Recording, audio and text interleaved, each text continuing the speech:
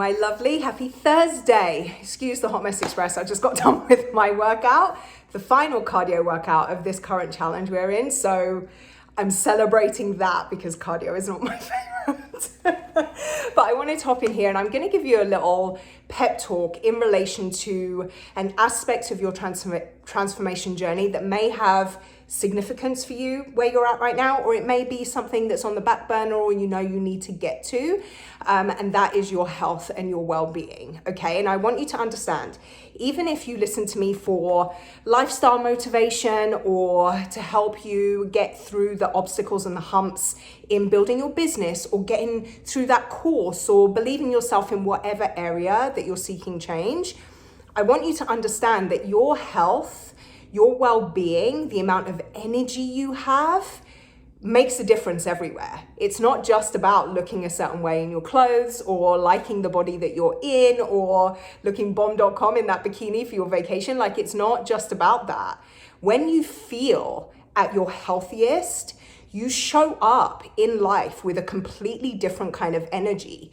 You have energy, like physical energy, to do the things. You have clarity, you have patience. You can be more compassionate, more empathetic, more focused, more productive.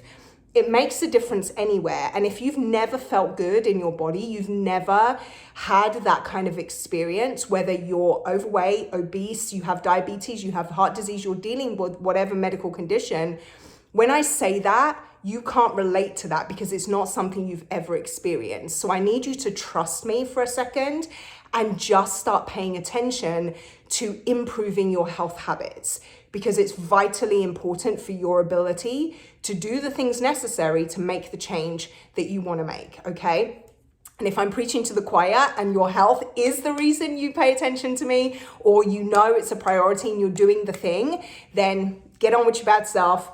Virtual fist bump, we've got this, right? But what I want to draw particular attention to is something that I hear a lot from women that I'm talking to about joining my client community, about having me as their coach as they go through their weight loss process. And it's something that I hear as an excuse a lot. It's something that used to be an excuse in my own life. And that is our genes. One of the things that I used to tell myself was, I'm big boned. I'm always just going to be big because that's how my family are, even though I was small when I was like in my early mid-teens, and I gained all the weight that I gained in my 20s, like my early 20s. But I was still able to go with this story because it was comfortable, it was convenient, right? It was an excuse. It was easy for me to go down that route to make an excuse for the condition of my physical self. It made it okay to stay in those behaviors, those habits, those patterns when it came to food, when it came to lack of movement, all that stuff. It was easier to go with this excuse than it was to face the fact that I needed just to make a change, right? So I want you to understand this, and this isn't my analogy. I read this in a book that I was consuming once, and it was, our genes load the gun, but our lifestyle pulls the trigger. Let me say that again. Our genes load the gun, but our lifestyle pulls the trigger. And something that I need you to understand is that about 90%, reverse it, 10% of what shows up is our genetic makeup, right? 10% is in our genes. It's in our bloodline. It is predetermined, right? But 90% of what we see in our health is our lifestyle choices, right? Some of us do have genetic stuff that is going on, but whether or not those genes are actually turned on is largely, there are exceptions, please don't get me wrong, but largely due to our lifestyle choices. So I need you just to be honest with yourself. Just be truthful with yourself. Is it your genes? Or do you have horrible lifestyle choices? And you're not a bad person. It doesn't make you an awful human. Just be honest. Because one of the reasons why this comes up so much is that we often look to our own parents, grandparents, whatever, as proof, right? That it's in our genes, that there's nothing we can do about it. But is it in our genes? Like, are they proof that's in our genes? Or Did they make terrible lifestyle choices? Do they continue to make terrible lifestyle choices? Notice the difference. Notice how much more empowering it is for you to change the things you know, because you know you need to change, than it is just to believe this is your lot, that's it. You're always going to feel gross in your skin. You're always going to hate the body you walk in. You're always going to look in the mirror and just be disgusted by what you see. Now you have to make a choice, though. You either stay there, stay stuck, and just accept that that's what life is going to be. You're never going to have the kind of energy that you see other people having that you wish you had.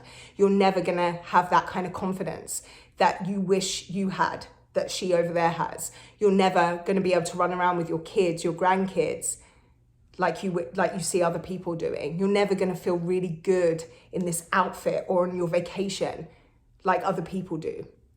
And stop complaining about it. Or you do the hard work.